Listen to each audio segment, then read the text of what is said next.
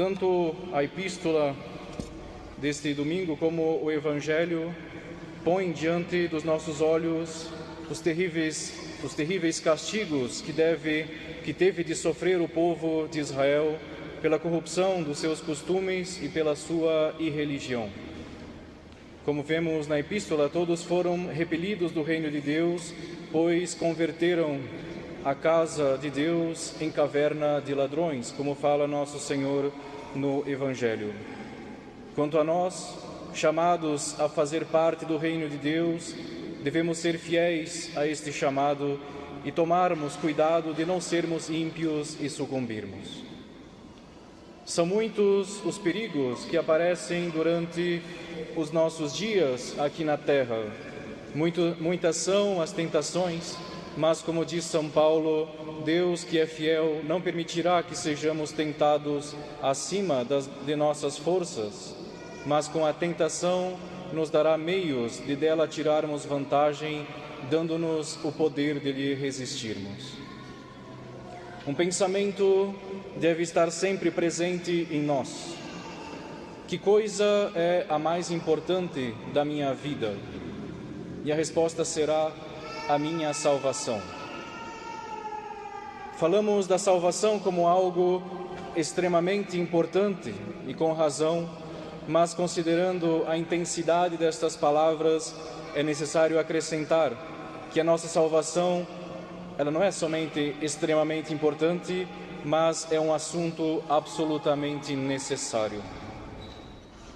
Ontem nós celebramos a festa de Santa Marta.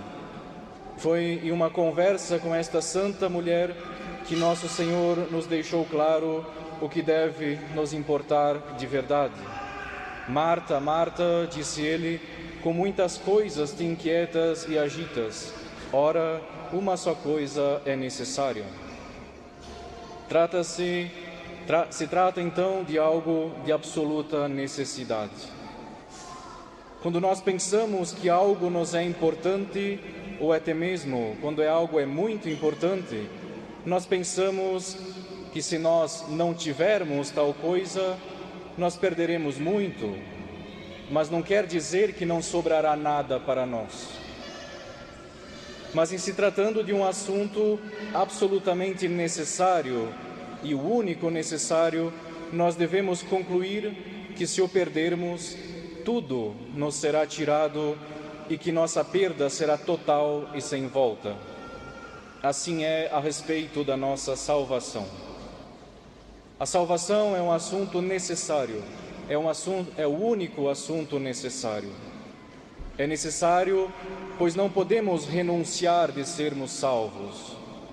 É o único necessário, pois, além da salvação, não há mais nada que eu não possa renunciar.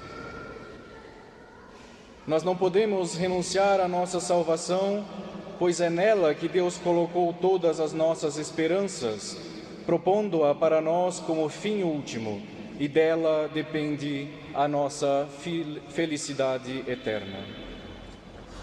Digo que o assunto da nossa salvação é o único necessário, pois não há nada fora da salvação que não possa ser renunciado. Podemos renunciar a todo o resto. Podemos renunciar às riquezas do mundo, podemos renunciar às honras, podemos renunciar aos descansos, podemos renunciar também às diversões do mundo. É verdade que tudo isto, ou ao menos uma parte de tudo isso, pode nos ser útil em relação à vida presente, conforme o estado e a condição em que nós nos encontramos. Mas afinal, podemos tirar desta vida presente e mortal. E, na verdade, mais cedo ou mais tarde, nós teremos necessariamente que deixá-los. Consequentemente, não temos nada a buscar de mais importante senão a salvação. É aí que nós devemos lutar incessantemente, única e necessariamente, a menos que, por um terrível desprezo, por um terrível desespero, nós consintamos em ser certamente plena e eternamente infelizes. É uma alternativa espantosa, ou a desgraça eterna, que é a condenação, ou a alegria eterna, que é a salvação? Esta é a escolha que nós somos obrigados a fazer. São palavras fortes, o céu ou o inferno, e não temos outras opções. Se nos salvamos, o céu será nosso e nunca mais nos será tirado. Se nós nos condenamos, o inferno será nossa casa e nunca mais cessaremos de sofrer nele, pois a morte não nos reduz ao nada, como acontece no caso dos animais, por exemplo, onde se tem uma destruição total. Ao contrário, o homem, quando morre, ele apenas muda de vida, passando de uma vida curta e frágil a uma vida imortal e permanente. Vida que será para os que se salvam uma união de felicidade e bem supremo, e para os que se condenam será a suprema miséria e a união de todos os males. Assim que Deus decidiu em sua sabedoria, esta é a nossa fé, esta é a doutrina católica. Daí vem o fato de que, sendo um assunto tão necessário, nunca nos é permitido abandoná-lo em qualquer situação que se apresente em nossa vida. Um pai, por exemplo, ele pode sacrificar seu descanso, ele pode sacrificar a sua saúde por seus filhos. Um amigo pode renunciar ao seu dinheiro e despojar-se de todos os seus bens por seu amigo. Muito mais, ele pode, em favor deste amigo, sacrificar até a sua vida. Mas, se trata da salvação, não há vínculo de sangue e de natureza, nem ternura paterna, nem amizade tão íntima que nos autorize a fazer o sacrifício de um bem superior por causa de qualquer vínculo humano. Antes de consentir na perda da nossa alma, nós deveríamos, se dependesse de nós, deixar a destruição do mundo inteiro. E isto ainda não é suficiente, pois segundo os princípios da moral evangélica e segundo a lei da caridade que nós devemos indispensavelmente a nós mesmos, não só não podemos sacrificar a nossa salvação, mas ainda não nos é permitido nem mesmo arriscar e expô-la.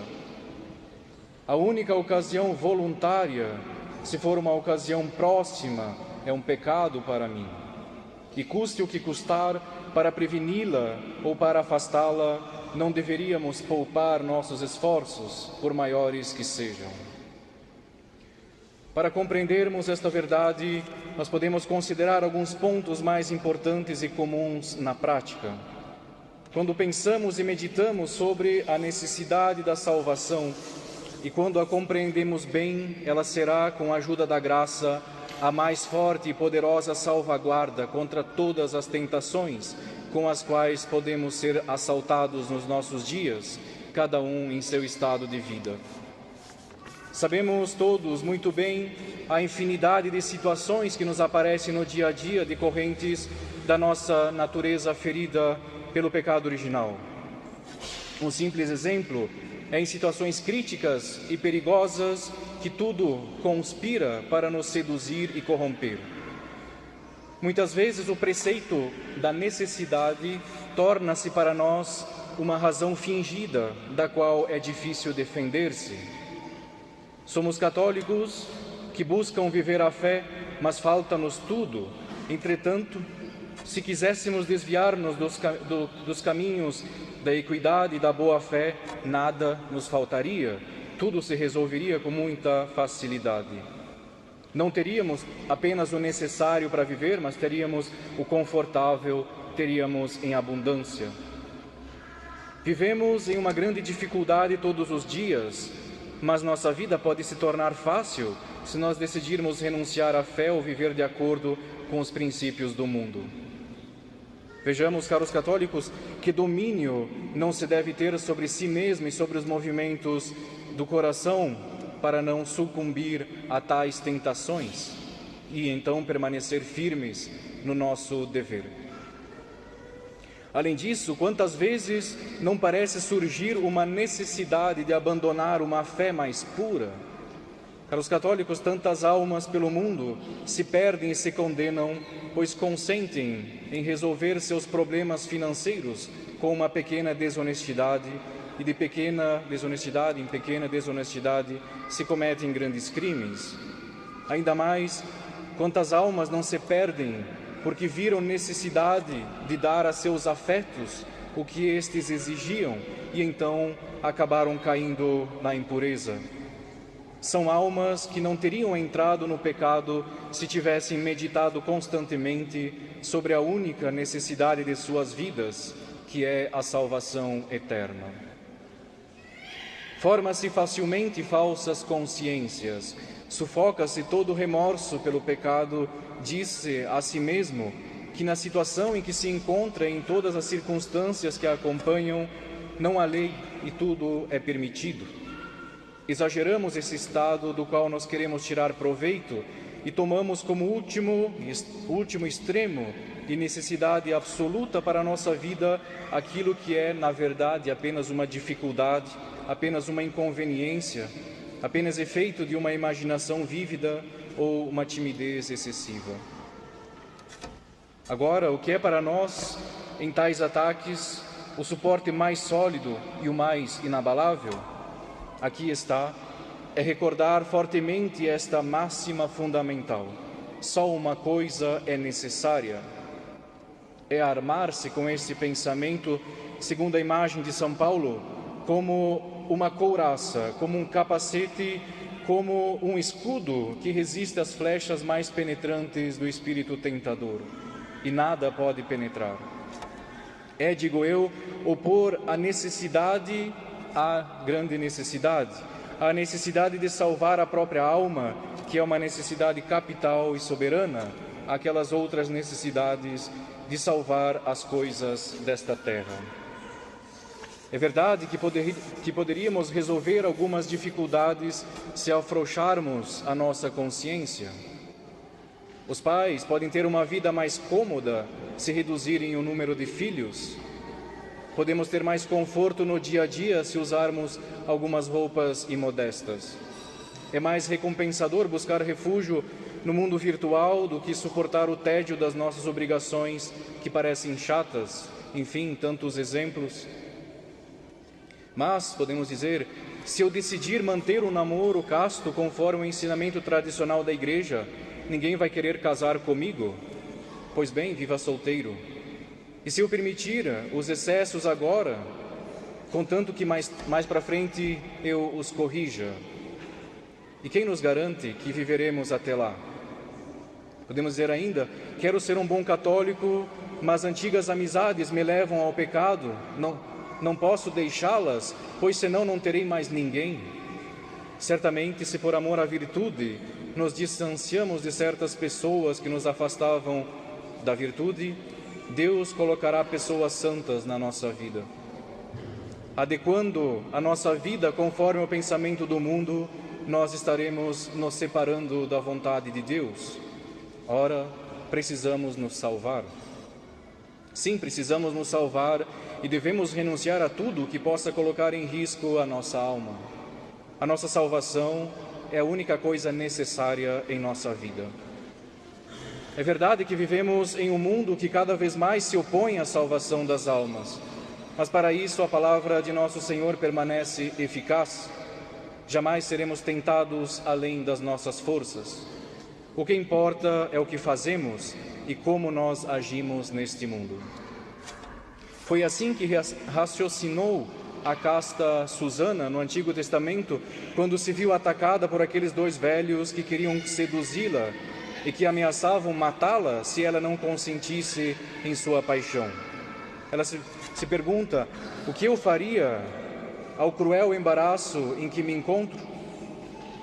Seja qual for a parte que eu tome, não posso evitar a morte.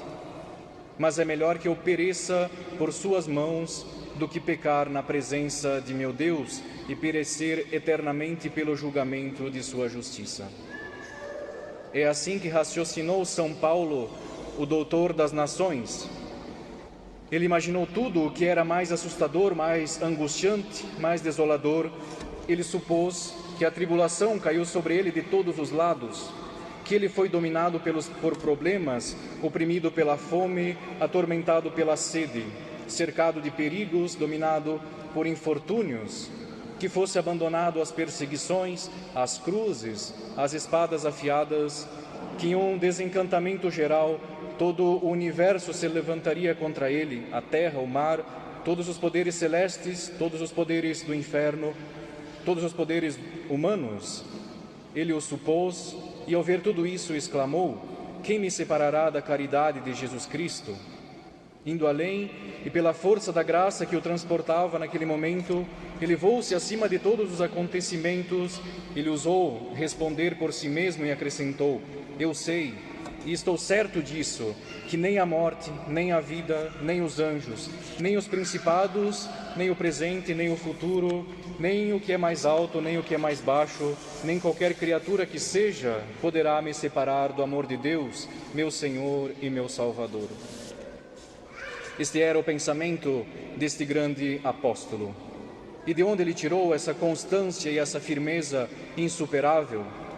Foi porque ele entendeu que interesse e que necessidade era para ele salvar a sua alma, mantendo-se sempre estreita e inseparavelmente ligado ao Deus de sua salvação. São algumas palavras, caros católicos, sobre a salvação da nossa alma, mas elas não resolvem nossos problemas. Apesar da corrupção que infecta a todos os estados de vida, sempre teve em cada um destes estados fiéis com este caráter pronto a deixar todas as coisas para colocar em segurança a sua salvação. Teve e queira Deus que continue tendo para sempre. Temos o exemplo dos santos. A necessidade da salvação era algo mais para eles do que é para nós? Eles estavam mais interessados nesse assunto do que nós? Não, sem dúvida. Para os santos e para nós, a mesma necessidade. Mas eles pensavam nisso muito mais do que nós, e por pensarem mais do que nós, eles também o entendiam muito melhor do que nós. Pensemos, caros católicos, como eles, meditemos como eles, vamos entender então como eles. E ao entendê-lo como eles, ou entenderam nós, assim como eles, faremos deste pensamento, do pensamento da nossa salvação, o nosso negócio essencial. E dirigiremos a ele todas as nossas pretensões e todos os pontos de vista da nossa vida.